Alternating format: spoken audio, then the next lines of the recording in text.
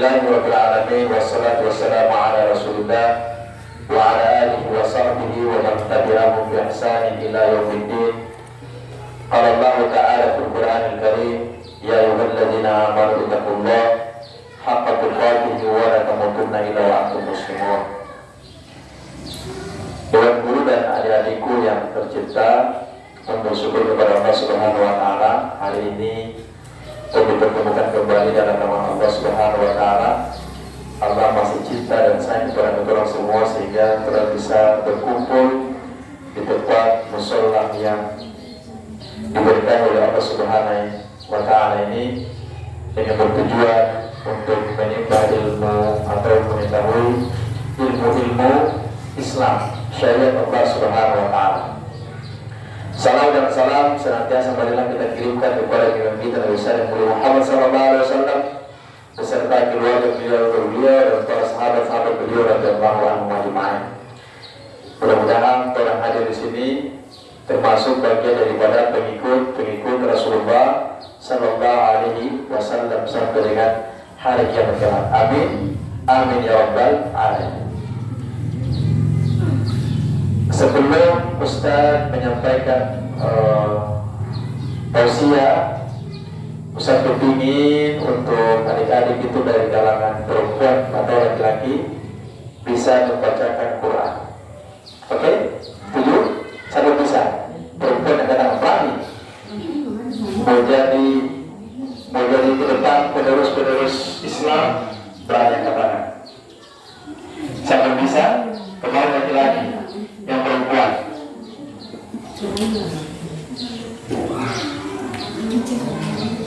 Ada? Siapa bisa ya? Nih, siapa di kembang sini? Siapa nih? Sini. Ambil Quran. Nah, ini Quran. Hah? Masih itu.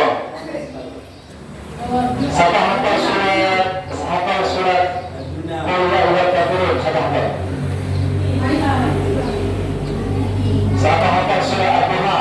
Mana hafal? Al-Duha dan Tini wa Zaitun, siapa hafal? Hafal saja bisa baca. Siapa? Dan sini. Baik. Beranilah menjadi penerus Islam kau. Sini. Ya. Baca surat yang bisa dihafal. Mari sini deh ya sama. Kamera dulu. Ya. Baca. Surat apa? Surat apa? Wal asri.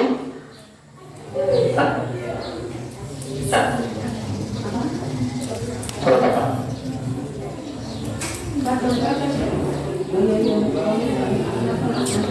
Surat apa? Bisa? Coba. 1, 2, 3.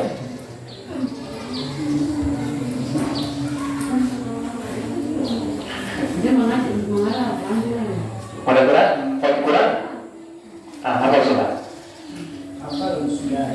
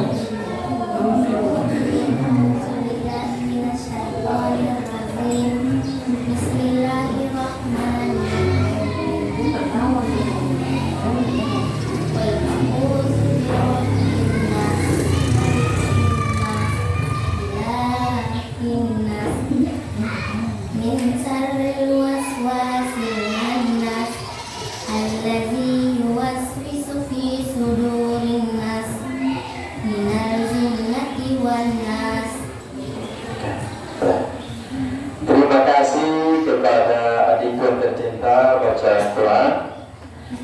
Kalau orang membaca Quran itu kata Nabi Sallallahu Alaihi Wasallam, man yaqra harfan min kitabillah falahu hasanatun wal hasanatu bi asyri amsalihah. Siapa yang membacakan Quran satu huruf saja, dia ditambahkan 10 kebaikan. Satu huruf saja, lalu dilipat gandakan. Bayangkan itu. Lalu setiap huruf saja sudah berpahala. Baik, adik-adikku yang dimuliakan oleh Allah Subhanahu wa Ta'ala, Ustaz ingin mengingatkan saja, kalau besok-besok itu mau menyebut perguruan tinggi, tamatan dari sini mau masuk SMA dan kuliah, itu universitas itu sekarang menerima orang yang menghafal Quran. Syaratnya itu, ya, syaratnya itu harus beberapa juz Quran. Ya, kalau upayakan mau dari sekarang itu belajar menghafal, menulis Arab, karena itu ada beberapa universitas itu ada syaratnya itu. Jangan sampai mau dimasuk, kemudian nanti kesulitan tak bisa Quran. Baik, kita masuk hari ini pada pelajaran masih masalah bab tahara. Ustaz itu ingin gabungkan Moni karena ini memang sangat penting, karena Moni makin hari makin besar, makin dewasa. Ada sudah pacaran di sini? Sudah? Banyak. Pacaran itu bukan hukumnya. Pacaran itu hukumnya halal, haram, atau mubah, atau makruh. Haram. Orang Islam itu tidak ada namanya pacaran. Orang Islam itu hanya kenal nikah. Nikah, ingat ya? Nikah. Pacaran mengajarkan orang itu untuk mendekati zina. Zina dosa yang besar di hadapan Allah Subhanahu wa Ta'ala. Makanya tujuan Tuhan ini menyampaikan tausiah pada adik-adik supaya adik-adik itu bisa berada di barisan Islam, menjaga kesuciannya. Setuju? Setuju. Baik. Pada kali ini kita masuk di dalam berwudu, tapi cara mengusap sepatu dan mengusap luka.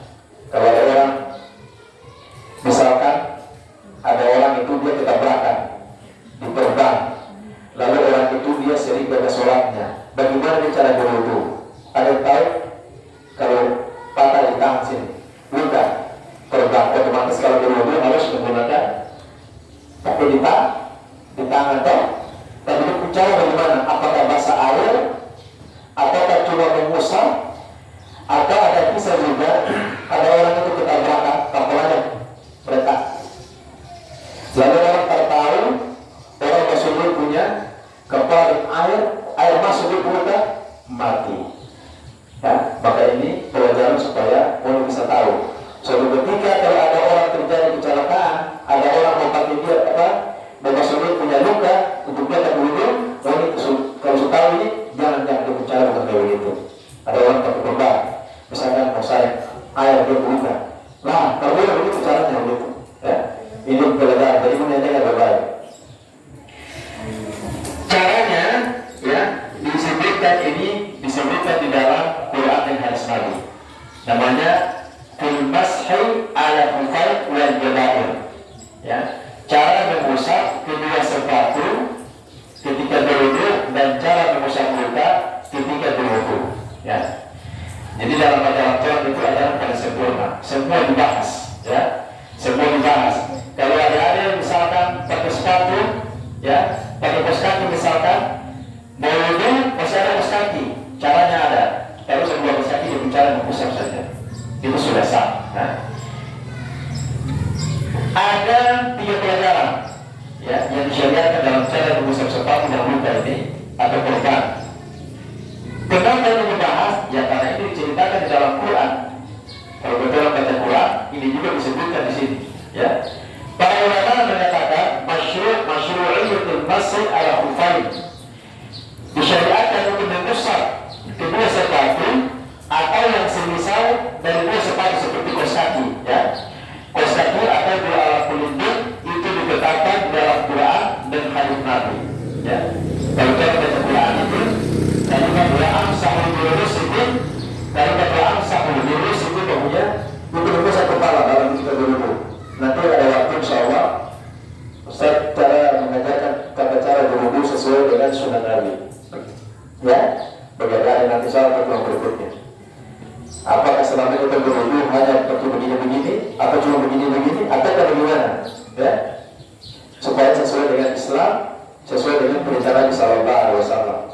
Karena nanti kalau kita kerja sesuatu ibadah tidak sesuai dengan cara Nabi, itu nanti di hari kiamat nanti itu menjadi tunggu merah.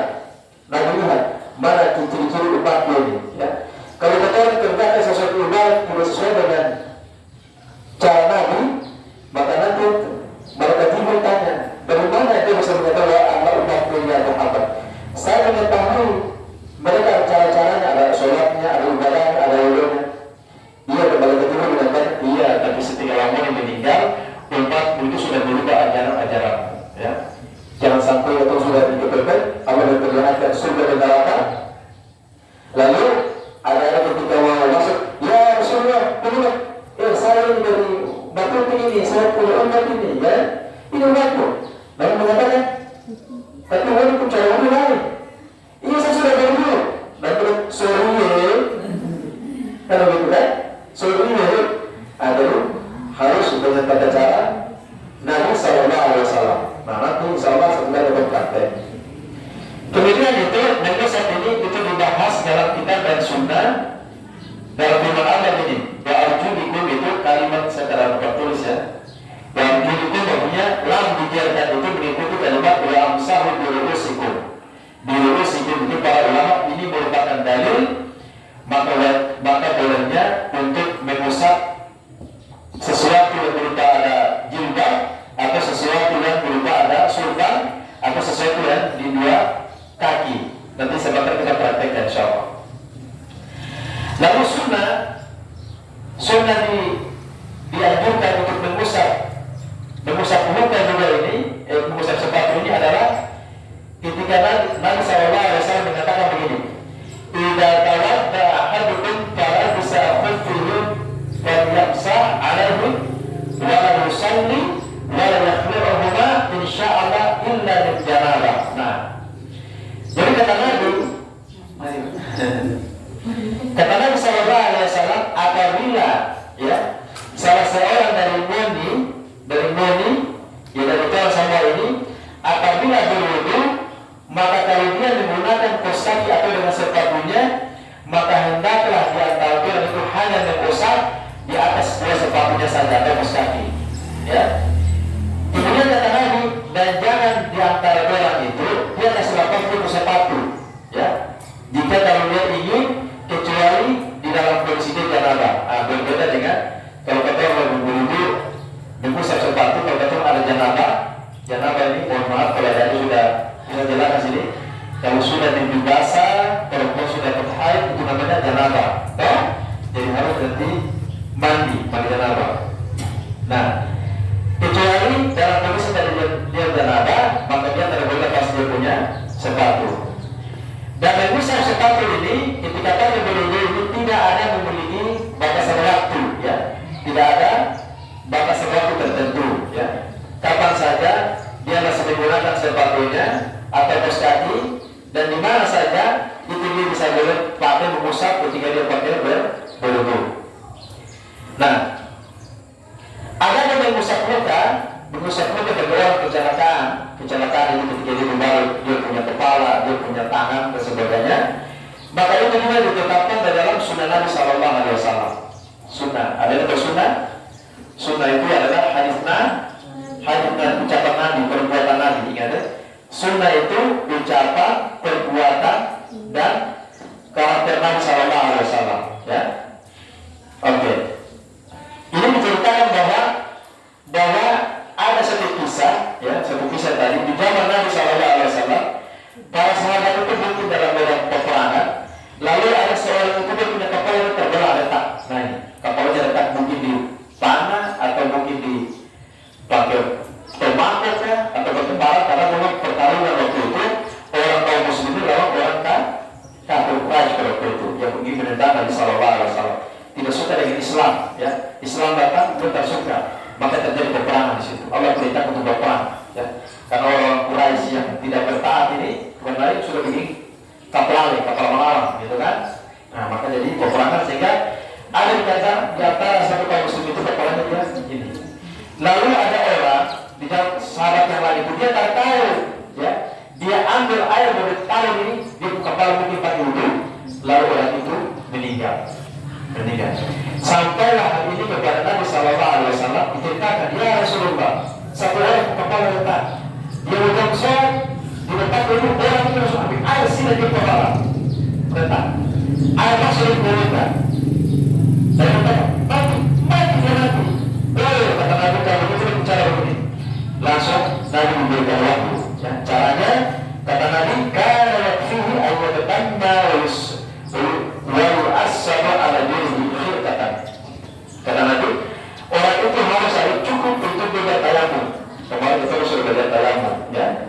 Nanti insyaallah ada itu saya kasih praktek kalau saya bertayamum.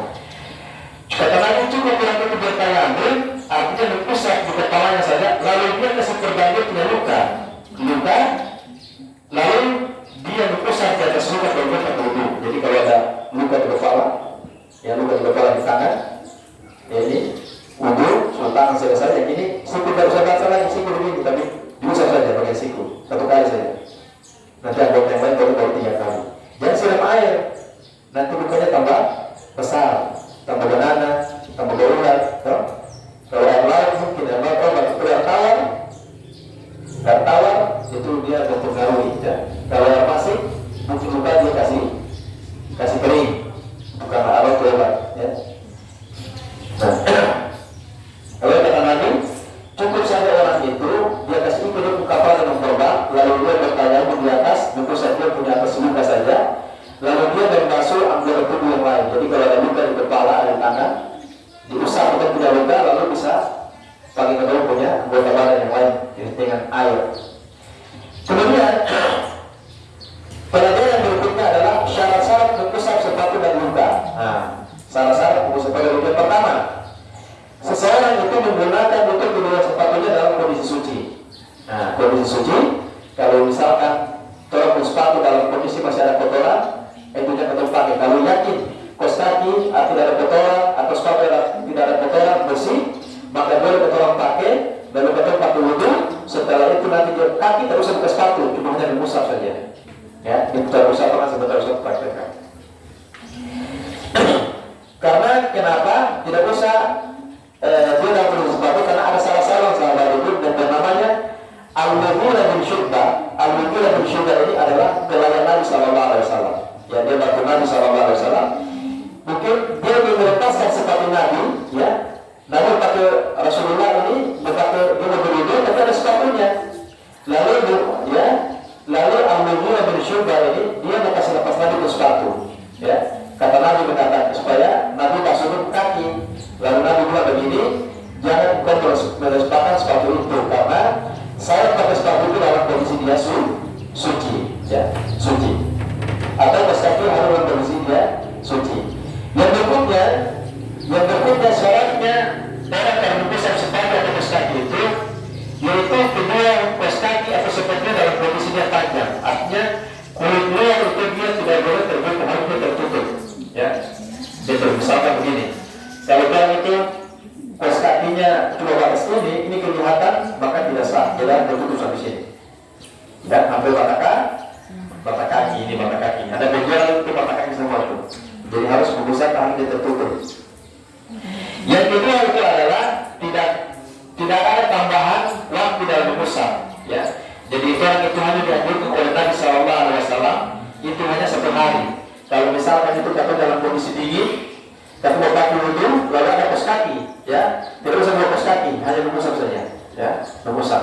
Cara mengusapnya, bagian seperti ini, sudah pakai wudhu semua, tapi saya cuci kaki lagi begini, cukup begini saja, sudah, nah sampai begini, sudah cukup, itu sudah sah, sudah sah. Kalau dalam kondisi orang itu dalam kondisi kedinginan, sakika, tergolong karena air. Kalau orang yang menetap cuma hanya 1 hari saja. Kalau orang yang bepergian atau musafir itu hanya 3 hari. 3 hari boleh dipakai mengusap. Kemudian yang syarat yang berikutnya itu adalah seseorang itu tidak boleh melepas kemudian kedua sepatunya ditinggalkan bermusab, ya. Jadi kalau misalnya itu sudah pakai wudhu, jangan lepas sepatu kalau itu dalam perjalanan atau kaos kaki. Kalau misalnya kita sudah lepas kaos kaki atau sepatu, maka kita punya bermusab batal, maka harus cuci kaki. Harus cuci kaki. Oke. Kemudian ada pun mengusap muka. Nah ini mengusap muka itu hanya dengan tidak boleh melempar serban. Jadi hanya mengusap muka hanya di kain seperti ini. Jadi suka terbunuh, sudah pakai semua tangan semua, ada luka di tangan, maka cukup mengusap saja satu kali. Nanti yang sebelah sini boleh kesempurna, boleh tiga kali. Oke. Nah, kemudian ini ada aturan dari ulama fikih kita mengatakan bahwa boleh mengusap itu juga di atas surban atau jilbab. Ya, di atas jilbab, sebagaimana dalam sebuah riwayat Nabi mengatakan, "Anna nabiyya tawadda'a fi safarihi famassaha binasiyatihi ala al-imami." Maksudnya Nabi itu berwudu ketika dia berjalan dia mengusap dulu berhubung dengan di atas dia punya surban. Nah, lalu kalau mau usap kepala kita harus bersamaan surban dengan dia punya berhubung. Tidak ada perbedaan antara laki dengan perempuan.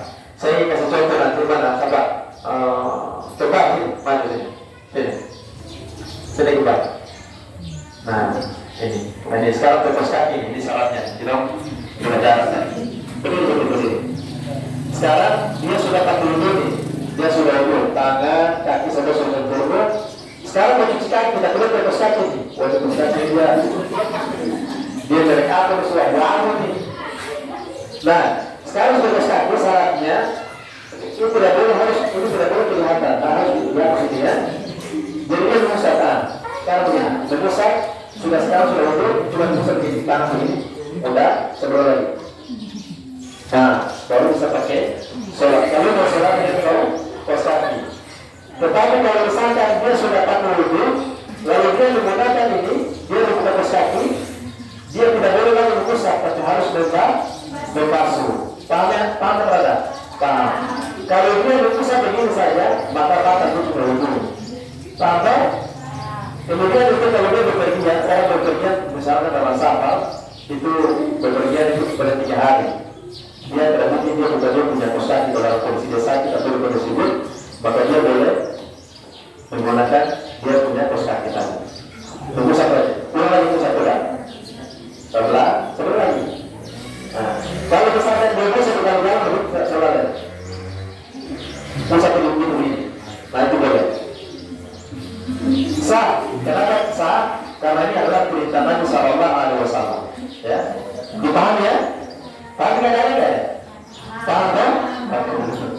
Oke, itu kebiasaan berusap dalam kondisi bepergian. Sekarang itu Ustaz masuk di bab tentang masalah haid dan nifas. Haid dengan nifas. Ada, mohon maaf ini ada sudah dewasa, menginjak kedewasaan, dan ini memang harus orang tahu, baik laki dan perempuan. Ya, ini dengan berbaik ini adalah pelajaran yang kalau bisa ketolong lepas, mau tak mau ini dia kena potong. Betul kata ada? Betul. Tapi bisa keluar hari karena ini adalah tabiat atau qadar yang Allah sudah tetapkan bagi manusia. Jadi harus orang tahu. Ini saja yang bisa sampaikan. Nanti ditambah dengan pelajaran berikutnya karena waktu juga sudah sampai. Sudah berapa menit? Ya sudah lewat sekitar berapa menit tadi. Oke. Mari kita berdoa kepada Allah Subhanahu Wa Taala. Nanti insyaallah berikutnya Ustaz praktekkan cara wudhu, cara wudhu, kemudian dengan cara bertayamum. Oke. Nanti diingatkan nanti, Pak, ingatkan saya nanti cara berwudhu dengan cara bertayamum. Ini khusus nanti untuk adik-adik nanti insyaallah bertemu. Kita berdoa kepada Allah Subhanahu Wa Taala.